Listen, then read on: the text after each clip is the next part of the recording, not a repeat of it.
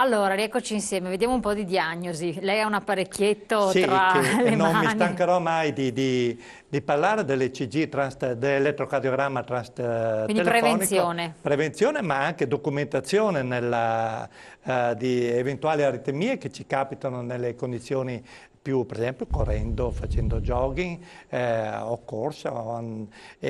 Noi con questo apparecchio piccolo in tasca, questo che noi teniamo in tasca, se abbiamo delle aritmie, questo apparecchio dialoga con la tecnica Bluetooth, col cellulare che noi abbiamo e può mandare in tempo reale, come un'email, il nostro elettrocardiogramma che io ricevo, il cardiologo referente riceve, e in tempo reale, di 10-20 secondi di ritardo, come un'email. Basta mettere i due pollici qui, tenere premuto per un 20 secondi circa e lui prende un 45 secondi prima quello che è successo e quello che è il tempo della registrazione. E me la manda un Quindi tracciato se uno ha elettrocardiografico. dei dubbi, quindi delle perplessità di aritmie dovute alla vita quotidiana, allo Sì, stress, perché magari sa che assume sostanze, non lo dice, sì, ma ecco, tanto con se appunto. stesso lo sa, Sì, quindi perché che è a rischio fortissimo. pensiamo non solo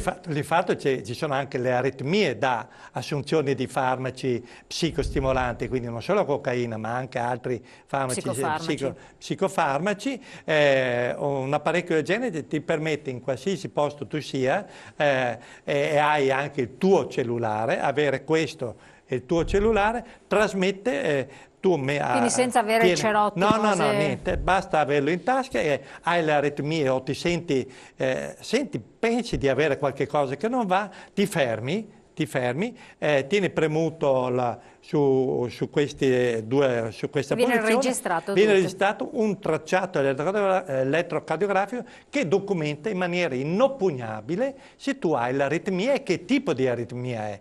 Perché se è un'aritmia ventricolare ha un suo significato, se invece è un'aritmia atriale o sopraventricolare ha un significato di importanza molto minore.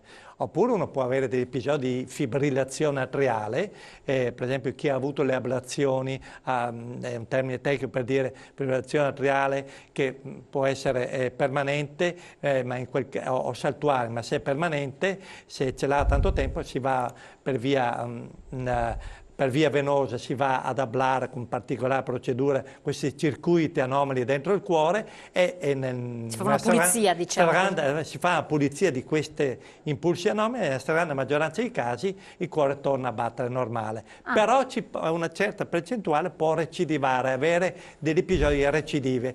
E il paziente lo sente, ma quando fa l'elettrocardiogramma o l'OLT delle 24 ore non l'ha preso. Con questo in tasca, questo l'ECG transtelefonico, riesce, se sente qualche cosa, il cuore che batte il suo motore che batte in maniera anomala, tiene premuto qui il tempo che ritiene necessario e questo apparecchio in camera e trasmette col suo cellulare con cui è connesso via Bluetooth i dati al cardiologo referente. Un'ultima cosa, perché ci è stato chiesto, vedo anche che stanno arrivando diversi messaggi, adesso vediamo se riusciamo... vabbè, povero Sile, vabbè, ci sono molti per cui è rivolto all'assessore, che però purtroppo è l'assessore per la provincia di Padova, non di Treviso, e sappiamo che la zona del Sile, del Parco Sile, è gravemente danneggiata dall'inquinamento. No, ma c'erano anche altri messaggi che chiedevano questo: le malattie al cuore, adesso giovani che sembrano sani, persone così che giocano soprattutto a calcio, a calcetto, quant'altro, e improvvisamente hanno questo infarto, in realtà sono delle malattie. Come è possibile diagnosticarle? Io dico, chi fa attività agonistica, per esempio io ho parlato recentemente, lo so con certezza, quindi quello che dico, per esempio la maratona di Venezia, quelli devono fare anche una prova, non solo l'elettrocardiogramma di base, ma anche la prova da sforzo. Il pericolo è per chi fa quelle cose cosiddette amatoriali, le corse delle sagre padovane, delle sagre paesane, voglio dire, i vari paesi che la gente si mette a fare le corse, quelli devono aver fatto perlomeno un elettrocardiogramma di base, visita cardiologica ed elettrocardiogramma di base. Questo ci permette, perché già con l'ECG di base ci possono essere delle anomalie che non sono riscontrabili, perché uno può stare bene, può avere... Quindi le malattie del cuore in molti giovani sono diagnosticabili con un elettrocardiogramma? Molti già avendo fatto una visita cardiologica e l'elettrocardiogramma di base, noi possiamo già una buona fetta, che magari aveva qualche cosa, noi è stato già una buona fetta salvarla, diciamo. Poi se vogliamo farla più completa ancora, visita cardiologica, elettrocardiogramma di base ed ecocardiogramma. Perfetto. Con questo trio virtuoso noi abbiamo già esplorato, no il 100% perché è impossibile, in medicina c'è sempre un confine oltre da esplorare, ma già, e questo, quelli particolarmente che possono essere eventualmente a rischio, sono quelli che fanno le cose cosiddette della domenica, ma tanto è una cosa non competitiva. Non è che non sia competitiva, quando vai a fare una corsa è ovvio che cerchi di arrivare per primo. Quindi l'invito è: fatevi una visita cardiologica, un elettrocardiogramma di base perlomeno una volta, perché anche il soggetto giovane può avere delle anomalie elettrocardiografiche come Wolff-Parkinson-White, la sindrome di Brugada, PQ lungo e QT lungo e QT corto, termini tecnici che sto qui, che si vedono sull'elettrocardiogramma di base. Perfetto, grazie mille. Intanto stanno arrivando tanti altri messaggi. Assessore, in chiusura, pochi concetti semplici per chi ci ascolta. O provvedimenti che state prendendo, qualche cosa, perché adesso vediamo che ne arrivano tutti i tipi di messaggi. Allora, i dati appunto che sono stati forniti confermano quello che in qualche maniera si sa ma che non è ben chiaro anche per una difficoltà di comunicazione. Noi viviamo in un ambiente, quello della Val Padana, chiuso, estremamente antropizzato, con una serie appunto di problematiche ambientali.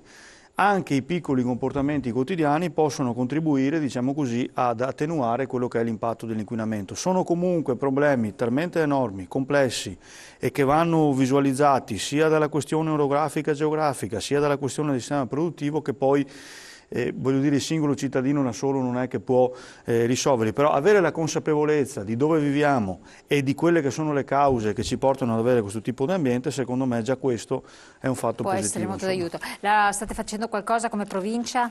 Allora, noi in questa fase, l'ente provincia, non abbiamo ancora ben capito quello che sarà il nostro futuro, perché da un lato abbiamo il legislatore che sta proponendo appunto di abolirle, fermo restando poi la Corte Costituzionale che mette i puntini su i, dall'altro lato però lo stesso legislatore ci dà tutta una serie di competenze proprio in materia ambientale, per cui in questa fase diventa anche difficile ad organizzarsi. Noi abbiamo un ufficio ambiente che aveva fino a qualche anno fa una quarantina di persone, ne abbiamo 30, e seguire tutti i provvedimenti autorizzativi, rispondere all'autorità giudiziaria quando appunto si chiedono informazioni relativamente a ipotesi di inquinamento eccetera, e a mantenere ecco, anche un sistema autorizzativo che mette in condizioni le stesse imprese di poter operare non è cosa facile, quindi ecco, dal nostro punto di vista quello che stiamo facendo è estremamente voglio dire, importante, però è poco visibile, perché quando si rilascia un'autorizzazione ambientale è fondamentale che arrivi rapidissima, a rischio che poi magari qualcuno la metta anche in discussione, però quello che stiamo facendo, i tavoli tecnici zonali per tenere continuamente aggiornati i sindaci attraverso l'ARPA